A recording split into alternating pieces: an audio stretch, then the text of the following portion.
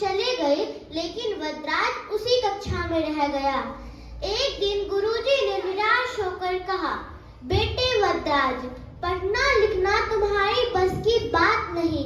लगता है ईश्वर ने तुम्हारे भाग्य में विद्या लिखी ही नहीं। इससे अच्छा है कि तुम अपने गांव वापस लौट जाओ और वहां पर अपने पिताजी के काम में हाथ बटाओ। गुरुजी की बात सुनकर वदराज को बड़ा दुख हुआ। उसने दुखी मन से गुरुजी के पांव छुआ और अपने घर की ओर चल पड़ा। चलते चलते उसे बहुत तेज प्यास लगने लगी। उसने देखा कि कुछ दूर पर स्त्रियां कुएं से पानी निकाल रही थी। उसने स्त्रियों से पीने के लिए पानी मांगा और अपनी प्यास बुझाई। तभी उसकी नजर कुएं पर बने निशान पर पड़ी। उसने स्त्रियों से पूछा, क्या यह निशान आप सभी ने बनाए हैं? वदराज की भोली बातों को सुनकर स्त्रियों ने उसे बताया कि यह निशान उन्होंने नहीं बनाए हैं। यह तो कुएं से पानी निकालते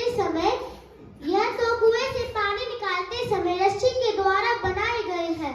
स्त्रियों की बात सुनकर वदराज चौंक उठा और उसने अपने मन में सोचा, यह कोमल सी रस्सी अगर पत्थर घिस सकता है तो क्या मैं अब बार बार अभ्यास करने से विद्या प्राप्त नहीं कर सकता?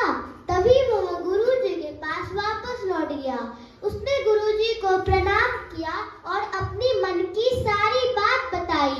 गुरुजी बहुत खुश हुए और उन्होंने वदराज को पढ़ाना शुरू किया। वदराज